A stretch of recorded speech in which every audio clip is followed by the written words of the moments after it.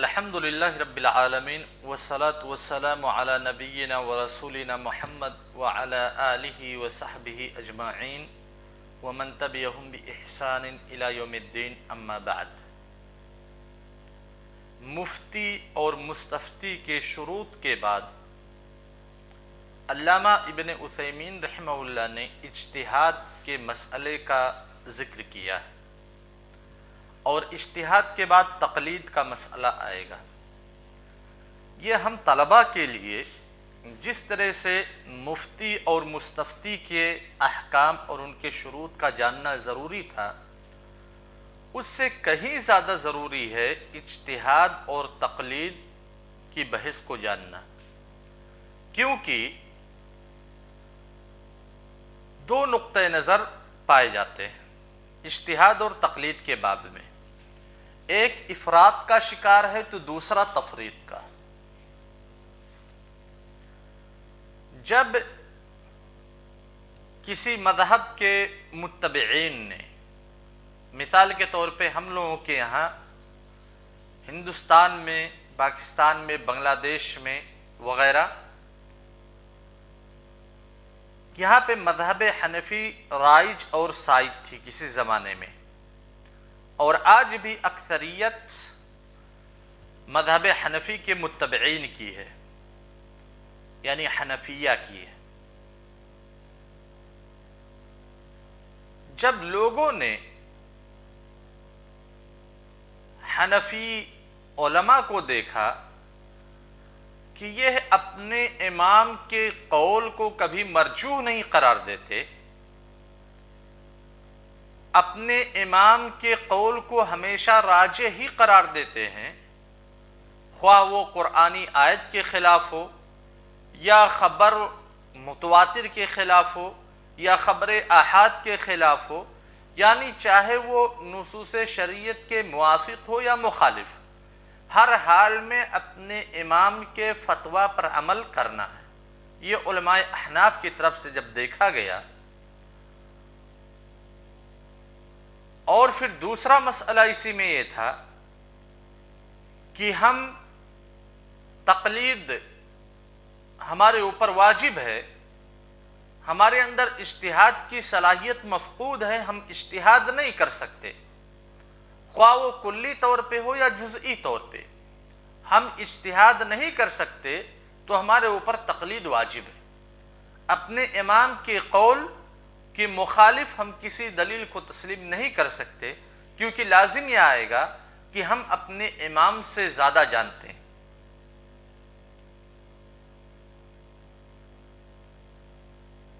اور ایسا ممکن نہیں ہے۔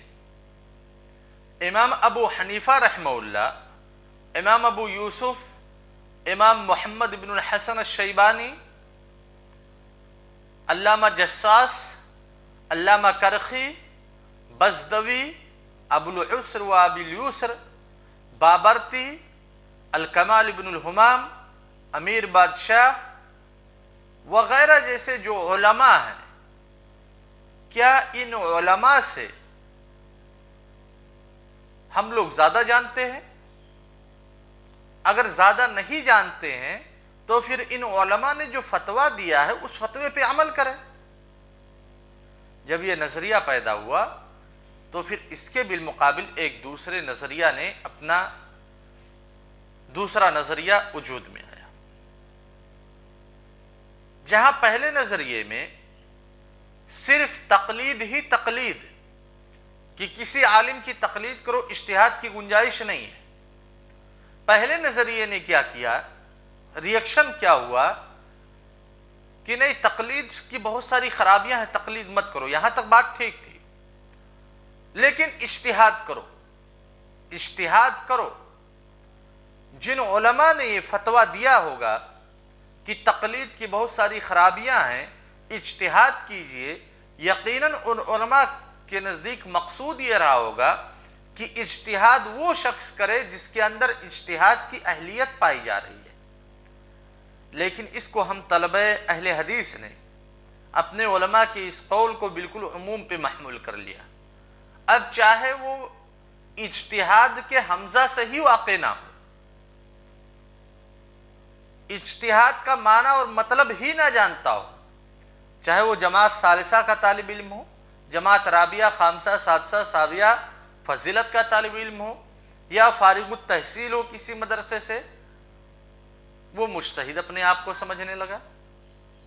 ہر مسئلے میں اس کی رائے ہوتی ہے۔ ایک طرف امام ابو حنیفہ رحمہ اللہ کی رائے ہوگی، علماء احناف کی رائے ہوگی، تو وہاں پہ اپنی رائے پیش کرے گا۔ یعنی اجتہاد کا دروازہ ہم طلبہ اہل حدیث نے اپنے علماء کی بات کو ایک غلط پیرائے میں ڈھال کر عوام کے سامنے پیش کیا کہ ہم بھی مجتہد ہیں اور ہر کسی کو اجتہاد کا حق حاصل ہے۔ نتیجہ اس کا کیا ہوا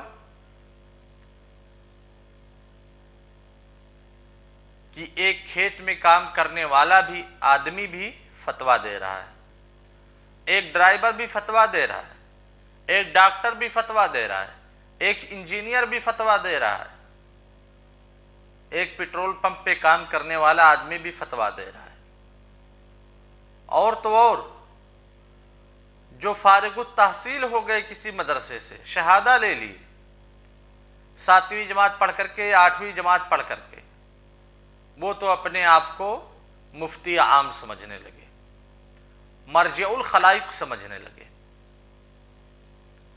اور نتیجہ یہ نکلتا ہے کہ آپ ہر مسئلے میں اپنی رائے کو رکھتے ہیں، ہر مسئلے میں چاہے آپ کے پاس اس مسئلے کی جانکاری ہو یا نہ ہو، یعنی فتویٰ دینے کی صلاحیت اور اہلیت موجود ہو یا نہ ہو، آپ اس کی طرف غور نہیں کرتے ہیں، بلکہ فتویٰ دینا آپ ضروری سمجھتے ہیں۔ اسی لیے علامہ ابن عثیمین رحمہ اللہ نے اجتہاد کے بحث کو قائم کیا ہے کہ کون شخص مجتہد کہلائے گا، کون اگر اپنے فتویٰ میں غلطی کرے تو غلطی کرنے پہ بھی اس کا مواخذہ نہیں ہوگا بلکہ وہ اجر کا مستحق ہوگا۔ وہ کون شخص ہے؟ وہ مجتہد ہے۔ مجتہد کون ہے؟ لہذا اس کے کچھ شروط اور ضوابط ہیں جس کو علامہ ابن عثیمین رحمہ اللہ نے اختصار کے ساتھ اپنی کتاب الاصول من علم الاصول میں ذکر کیا ہے۔ کہتے ہیں اجتہاد کے باب میں، تعریف الاجتہاد لغتاً بذل الجہد لادراک امر شاق، کہ لغت میں اجتہاد کا اطلاق کسی مشکل کام کو جاننے کے لیے بھرپور کوشش کرنے کا نام ہے۔ کسی مشکل کام کو جاننے کے لیے، یہ موبائل ہے، موبائل کو اگر اٹھائے، ہاتھ میں اٹھا لیے، موبائل کو ہاتھ میں اٹھانا کوئی مشکل کام ہے؟ بالکل مشکل کام نہیں۔ لہذا لغت کے اعتبار سے موبائل کو جو ہم نے ہاتھ میں لے لیا تو اسے اجتہاد نہیں کہا جائے گا۔ کوئی بہت ہی مشکل کام ہو، ایسے ہی کوئی مسئلہ جیسے ظہر کی نماز کتنے رکعت ہے، یہ کوئی مشکل جواب ہے؟ 4 رکعت ہے بھائی، ہر کسی کو معلوم من الدین بالضرورہ ہے، ہر کسی کے لیے ضروری ہے، جو بھی دین کی طرف اپنے آپ کو منسوب کرتا ہے وہ جانے کہ ظہر کی نماز 4 رکعت ہے۔ اب اگر کوئی شخص ظہر کی نماز 4 رکعت بتلاتا ہے تو اسے اجتہاد نہیں کہیں گے۔ کوئی مشکل مسئلہ جو ہر عام آدمی جس مسئلے کو نہ جان سکے، اس مسئلے کی تہ تک پہنچنے کا نام اجتہاد ہے لغت کے اندر۔ اور اصطلاح کے اندر یعنی علماء اصول فقہ یا پھر علماء اسلام جب اجتہاد کے بارے میں گفتگو کرتے ہیں، اجتہاد کا لفظ استعمال کرتے ہیں، تو اس لفظ کا مطلب کیا ہوتا ہے؟ کہتے ہیں بذل الجہد لادراک حکم شرعی، شرعی حکم کی ادراک و معرفت کے لیے بھرپور کوشش کرنے کا نام اجتہاد ہے۔ کس حکم کو جاننے کے لیے؟ شرعی حکم کو جاننے کے لیے۔ لہذا جہاں پہ آپ علماء کی اصطلاح میں، علماء کی کتابوں میں مجتہد کا، فلان مجتہد، مجتہد کا لفظ جب آپ دیکھتے ہیں تو آپ جان لیجئے وہاں پہ کہ یہاں پہ گفتگو ہو رہی ہے صرف شرعی حکم کے ادراک کے بارے میں، دنیاوی حکم کے ادراک کے بارے میں گفتگو نہیں ہو رہی. اور دنیاوی حکم جو جانتا ہے, دنیاوی معاملات جو جانتا ہے, کھیتی باڑی کے کام جانتا ہے, کارپینٹر کا کام جانتا ہے, یا پھر پلمبر کا کام جانتا ہے, یا پھر انجینئر ہے, ڈاکٹر ہے, ایسے لوگ اپنے فن کو جانتے ہیں, ان کو مجتہد نہیں کہا جائے گا علماء کرام کی اصطلاح میں. والمجتہد من بذل جہدہ لذالک, یہ تو اجتہاد کی تعریف ہو گئی تھی کہ بذل الجہد لادراک شرعی, شرعی حکم کی ادراک اور معرفت کے لیے بھرپور کوشش کرنے کا نام اجتہاد ہے. اور مجتہد کس کو کہتے ہیں؟ جو شرعی حکم کے ادراک و معرفت کے لیے بھرپور کوشش کرتا ہے وہی مجتہد ہے. اس کے بعد کہتے ہیں شروط الاجتہاد للاجتہاد شروط منہا, کہ ہر کوئی مجتہد نہیں ہو سکتا, مجتہد ہونے کے لیے چند شروط کا پایا جانا ضروری ہے. اور شرط کی تعریف آپ پڑھ چکے ہیں کہ شرط کے مفقود ہونے سے مشروط مفقود ہو جائے گا. جیسے وضو یہ نماز کے لیے شرط ہے, طہارت نماز کے لیے شرط ہے. اگر طہارت آپ کا مفقود ہے, ناپید ہے, آپ غیر طاہر ہیں, باوضو نہیں ہیں, تو کیا نماز آپ پڑھ سکتے ہیں؟ نہیں پڑھ سکتے, کیونکہ وضو طہارت یہ شرط ہے اقامت صلاۃ کے لیے, ادائے صلاۃ کے لیے. جب طہارت مفقود ہے تو مشروط یعنی اقامت صلاۃ وہ بھی مفقود ہے. ایسے ہی جن شروط کا ذکر کیا جا رہا ہے, اگر اس میں سے ایک شرط بھی مفقود ہے کسی شخص کے اندر تو پھر وہ شخص مجتہد نہیں ہو سکتا. لہذا جو فتویٰ دے گا, اگر فتویٰ غلط ہے, شریعت کے مخالف ہے, شرعی قوانین کے خلاف ہے, تو ایسے شخص کو اس کا ہرجانہ بھرنا پڑے گا اللہ تبارک و تعالیٰ کے یہاں, اور وہ اجر و ثواب کا کوئی مستحق نہیں ہے. سب سے پہلی شرط ان یعلم من الادلة الشرعیہ ما یحتاج الیہ فی اجتہادہ کآیات الاحکام و احادیثیہ, کہ مجتہد ان شرعی دلائل کو جانتا ہو جن کی اسے اپنے اجتہاد میں ضرورت پیش آئے. ان شرعی دلائل کا مجتہد کے پاس علم ہونا چاہیے جن شرعی دلائل کی ضرورت ہے اسے اپنے اجتہاد کرنے میں.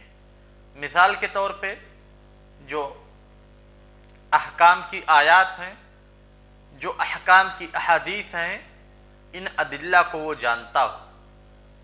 اب ہم میں سے کتنے لوگ ہیں جو فتویٰ دیتے ہیں,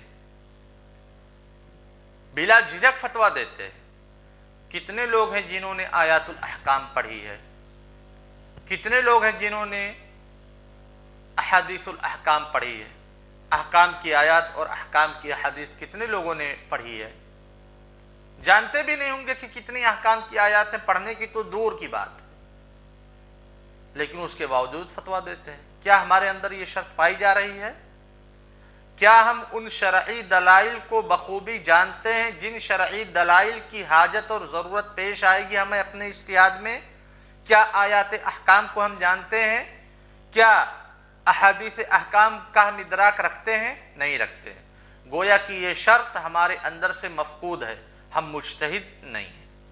دوسری شرط ان یعرف ما یتعلق بصحت الحدیث وضعفہ کمعرفت الاسناد ورجالہ وغیر ذلک, کہ مجتہد کے اندر جو دوسری شرط پائی جانی چاہیے وہ حدیث کی صحت اور ضعف سے متعلق چیزوں کو پہچانتا ہو. حدیث کی صحت اور ضعف سے جو چیزیں ریلیٹیو ہیں, جو چیزیں متعلق ہیں, ان کو جانتا ہو. جیسے اسناد کی معرفت اس کے پاس ہو, روات کی معرفت اس کے پاس ہو. کیا اسناد کے بارے میں ہم بخوبی جانتے ہیں؟ روات کے علم کا ہمیں کتنا ادراک ہے ہم جانتے ہیں؟ یہ شرط بھی ہمارے اندر سے مفقود ہے. یعنی دو شرطیں بیان کی گئی, ایک تو آیات احکام وغیرہ کو جاننا, دوسری شرط حدیث کی صحت اور ضعف اور اس سے متعلق چیزوں کو جاننا. یہ دونوں شرط ہمارے اندر سے مفقود ہیں, اس کے باوجود ہم اپنے آپ کو مجتہد کہتے ہیں. کتنی بڑی غلطی ہے۔ تیسری شرط ان یعرف الناسخ والمنسوخ ومواقع الاجماع حتى لا يحكم بمنسوخ او مخالف للاجماع، کہ وہ ناسخ، منسوخ اور اجماع کے مواقع پہچانتا ہو۔ ناسخ منسوخ تو ہم جان سکتے ہیں،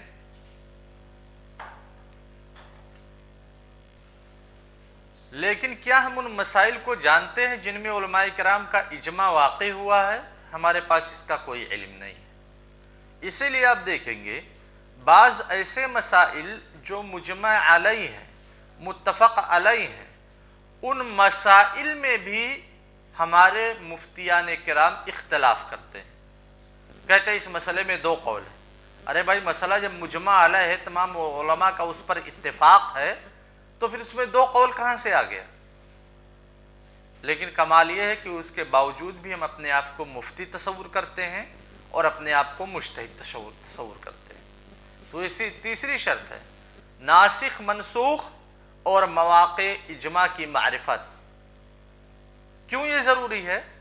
تاکہ ایسا نہ ہو کہ منسوخ نص کے مطابق آپ اپنا فتویٰ صادر کر دیں۔ جیسے کوئی ایک آدمی سوال کرنے کے لیے آیا کہ صاحب رمضان کا مہینہ آ رہا ہے، میں چاہتا ہوں کہ روزہ نہ رکھوں، ایک مسکین کو کھانا کھلا دوں، تو آپ کی کیا رائے ہے؟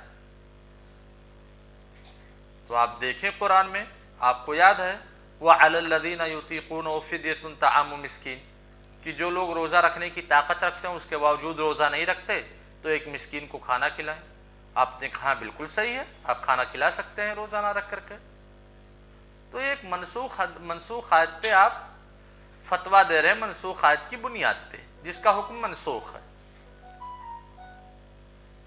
اسی لیے جاننا ناسخ، منسوخ اور مواقع اجماع کا جاننا ضروری ہے۔ یہ تیسری شرط ہے، اور بقیہ جو شروط ہیں وہ انشاءاللہ کل کے درس میں۔ والسلام علیکم ورحمۃ اللہ وبرکاتہ۔